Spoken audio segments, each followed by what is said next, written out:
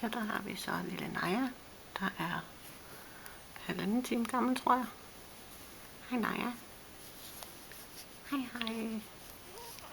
Jeg er lidt træt. Klokken den er 5 om morgenen, og det er den 9. november. Og det er mandag. Så det der mandagsstævnemøde sidder farmand her. Hej hej. Hej Naja. Nu er der noget, der bipper. Det gider vi ikke køre på. Nå.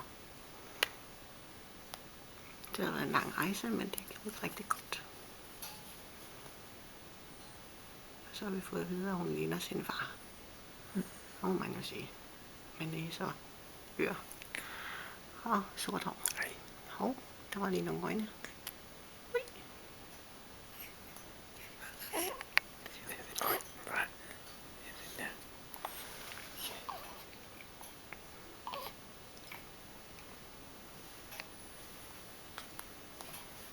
Ikke ret stor.